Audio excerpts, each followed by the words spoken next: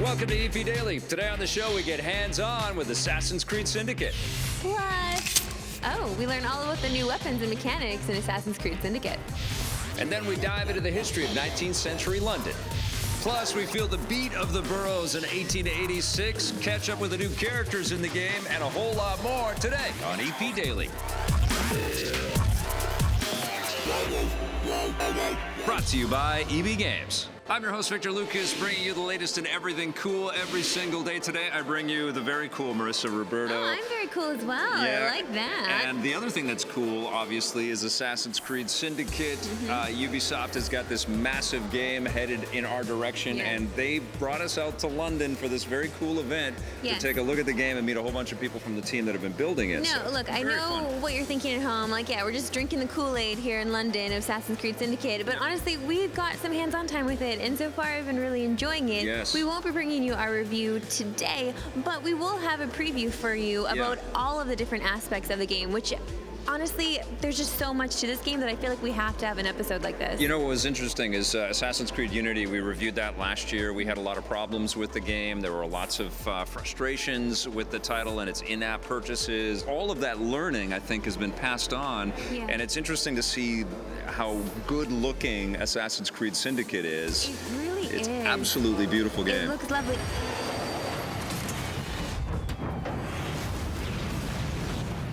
They're coming out with 2 different characters to choose from, and it's super fun to kind of select each one and play a little bit of a mission with one character and then switch over to another character. I really like that. I like the voice actors as well for Evie and Jacob Fry. They're fantastic. They are British actors playing British voices, which is always nice to hear.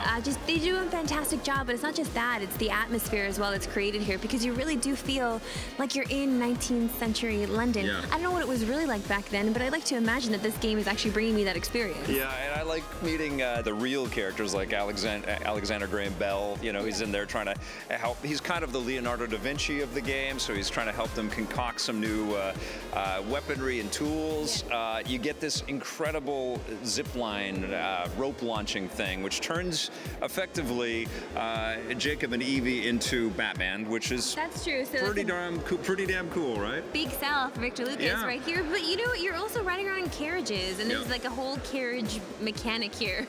They have like some weight to them, and you have to take care of these horses as well that are along for the ride. I got a little tip from somebody who has been working on this game for a long time. If you have like a tranquilizer, you can use a tranquilizer, or there's a dart with hallucinogen on it, and you shoot it inside somebody in a carriage, they will freak out and lift the carriage and take the horse along with them. Like, there's so many different fun little things that you can pick up while you're playing the game. That's which great. I know, which I think is pretty cool. It feels much more polished, you know? I mean, we're a little, we still got a little bit of time for them to kind of complete some stuff. I noticed a few bugs, you know, in my game, and you know, somebody that was playing beside me also had a couple things. A character disappeared on screen, but I was very impressed, and it feels, I'll tell you this, it feels very hard to rip myself away from the game to start talking about it, and that's a great sign. The last time I had that was with Metal Gear 5 when I took a look at that before it was released. I did not want to stop playing. It's that same sort of compulsion. I'm very addicted to this thing. One of those games where your tea gets cold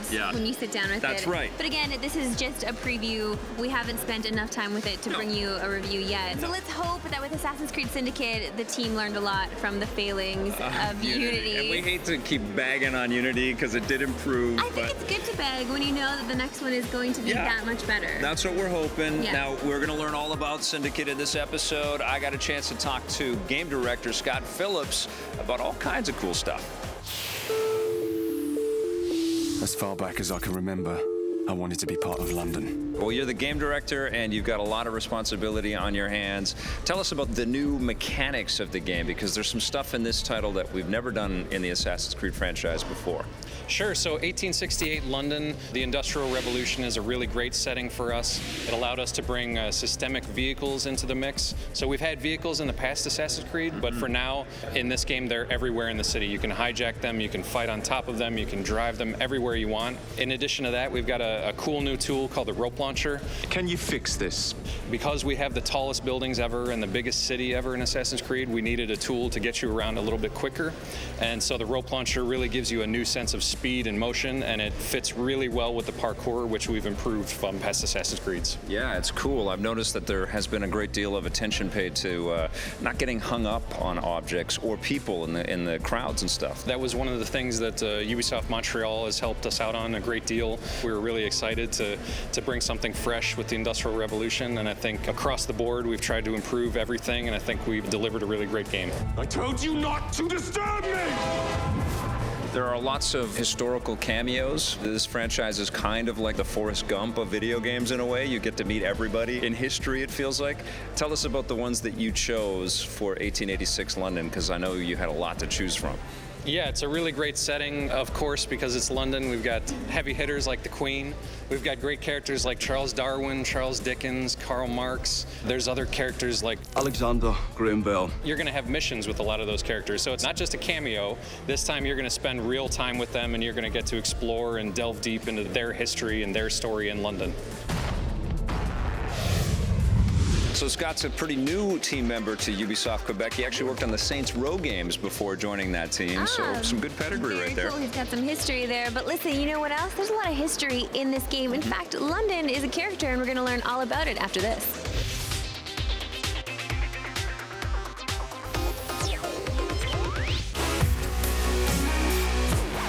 Welcome back to EP Daily. We have ventured outside. It's not raining. We're actually having a very lovely day here in London, England. It's a little chilly. It is a little chilly, but we wanted to find out about the history of this beautiful city. Well, there's a lot of it, Yeah. and who better to tell us about the history of 19th century London than a historian that just focuses on 19th century London. This is all this lady does. She's an author. She's so smart. I'm so happy I got to talk to her.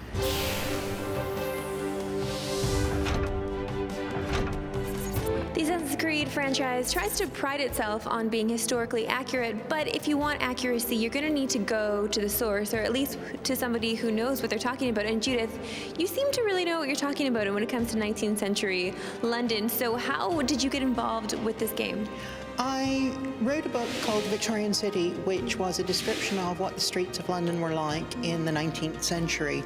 And the Assassin's Creed people, when they started this project, were using the book as source material. And finally they decided, if they're using the book, why don't they just ask me? So they did.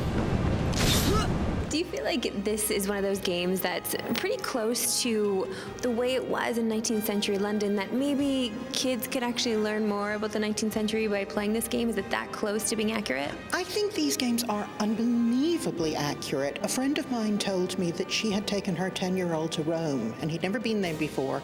And she said, well, today we're going to go to the Colosseum. And he said, it's that way. And she said, you're right, but how do you know that? And he said, Assassin's Creed. And she said, okay, smartass, take me. And he said, oh, well, I can only do it over the rooftops. Talk about your experience just working with the dev team here. How were they with you? What was your relationship like? Well, it was wonderful. I only met 3 or 4 of them the first time I went to Quebec City, and at that point, we hadn't agreed I was going to work together. This was just a preliminary chat. And after that, it was entirely email. And they were just the loveliest people to work with, because often when you do these kind of historical consulting jobs, you're treated as the enemy. You're the people who say, no, you can't do that, no, you can't do that, and that's all wrong. I'm sorry, that's wrong. Mm-hmm. These people just wanted more. They said, that's fabulous, give us more. That's fabulous, give us more. That's wonderful. And so it was a joy. I love learning about the history of London, but you know what? I also love learning about the history of gin. So White Velvet is what I'll be calling my drinks from now on. Okay. And also in the Jack the Ripper tour, I learned that gin wasn't the classiest drink to have back in the day. So okay. It's perfect for you, I'm questioning.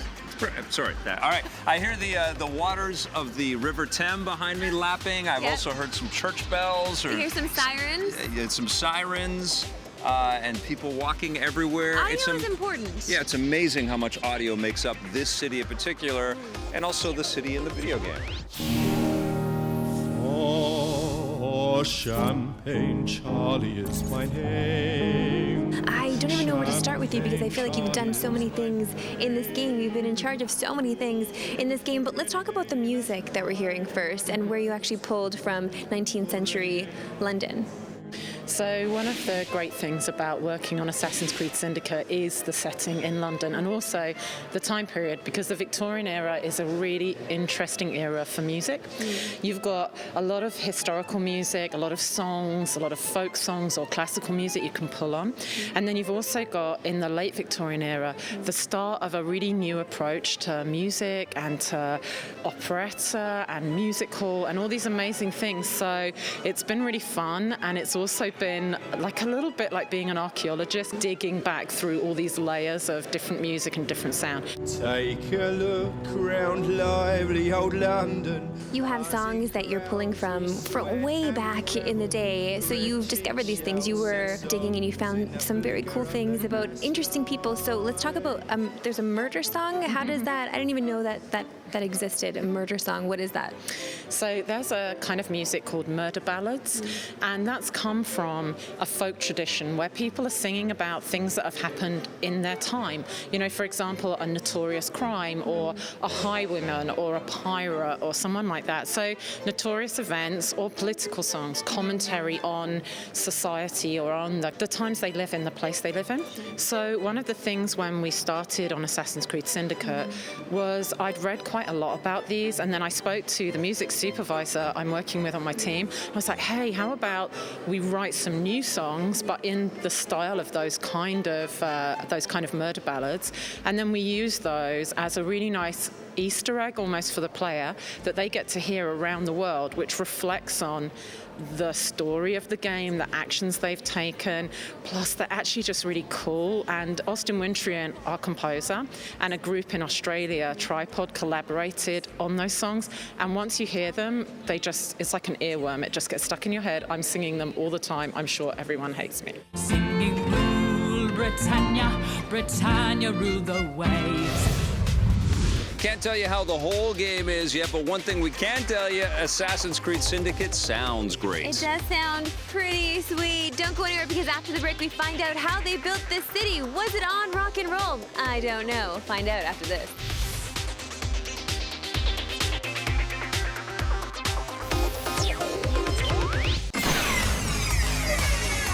My name's Ted Price. I'm the CEO and founder of Insomniac Games, and my favorite moment from the Star Wars movies was the cantina scene.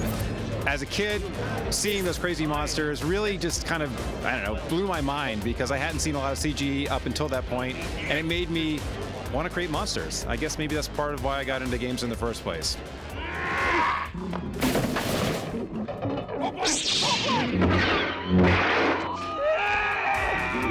And one of my most vivid memories of Star Wars was that tabletop scene. And I remember thinking then, man, I would love to do that. You know what's crazy? I just did that.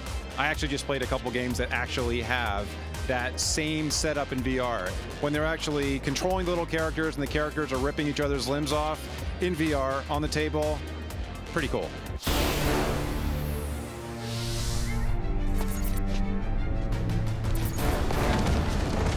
This is Jonathan Dumont. He builds worlds, specifically in Assassin's Creed Syndicate. And London in 1886 seems like an incredibly tall order. How did you guys take us back in time? This was a pretty crazy time period, the Victorian era London.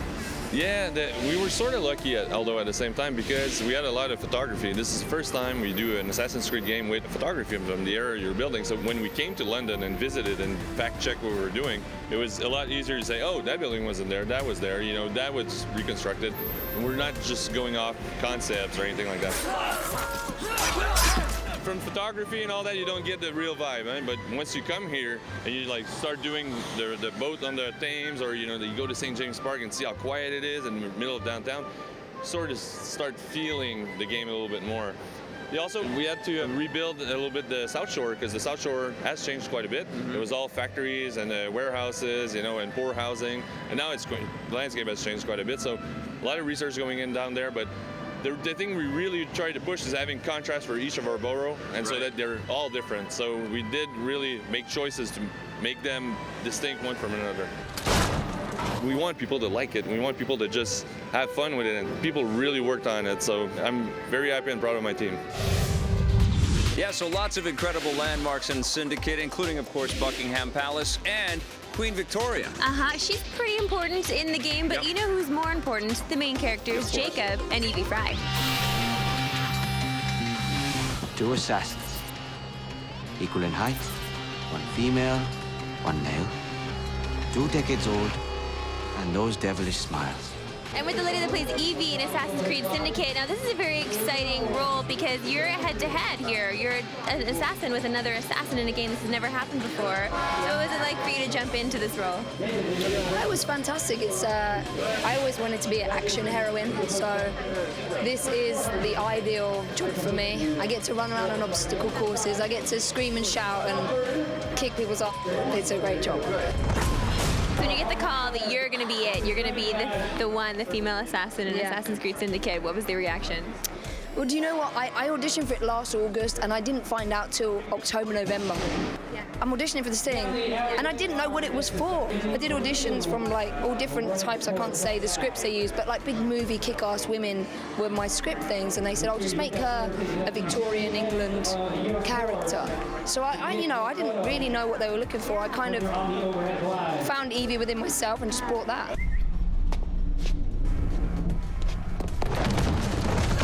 This is exciting as an actor to jump into something like this, right? Oh yeah, that's what I've always wanted to do. I mean, I played video games ever since I had a Spectrum 48K, right through Commodore, Amiga, Mega Drive. For someone like me, to be in a game and to play a major assassin was something I always wanted to do. Well, let's talk about the game itself because this is a new Assassins. We're in a new world. Yes. So what do you love about it? I know you can't spoil anything, but what do you love about this character? What I love about this character, in particular Jacob, is he just takes life on head on. Everything is head on.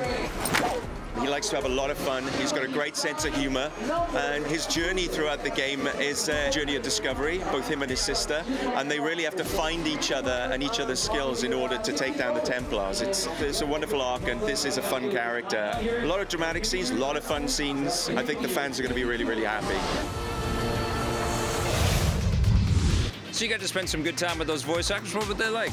They were very cool. They had just finished doing the obstacle course, the Assassin's Creed obstacle course at Comic-Con, so they were a little out of breath, but very cool people, very short. Yeah, all those voice actors yeah, are. but they got to be tiny to like get in those suits, right? Oh, is that what it is? Done. Yeah, I think that's like the main criteria. It's just to be Troy in the game. Baker and Nolan North that are tall. Taller, probably. Yeah. We don't know for sure. We have to do some fact checking on that one. All right, well, Ubisoft Quebec is incredibly proud of being able to work on this game, and we've got a lot more details for you with the executive producer and the associate producer right now.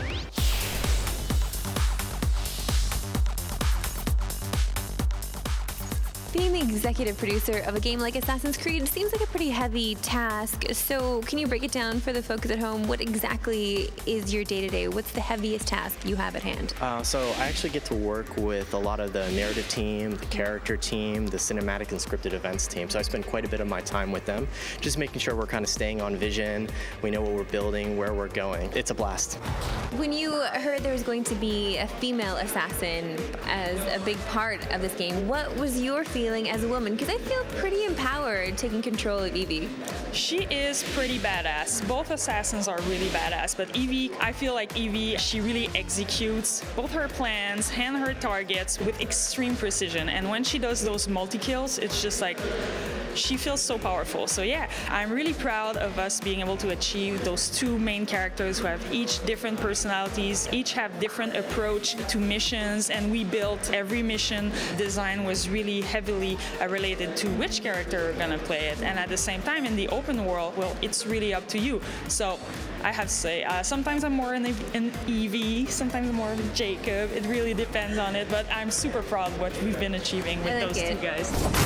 What kind of challenges do you guys run into when creating a game like this? Do you fight a lot with the historians that are coming at you with their knowledge?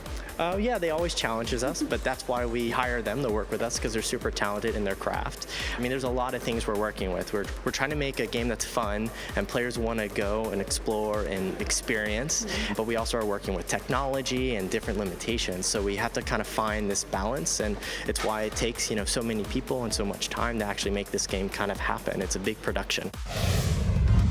Well, that about wraps up our look at Assassin's Creed Syndicate. Hope you learned some stuff. Yeah, I learned a lot. It was a pretty in-depth look, I must say. Pretty in-depth look. We'll be right back with the Twitter question of the day. If you want more EP, go to our website, epn.tv, for bonus content and full episodes. We're also on Facebook and Twitter.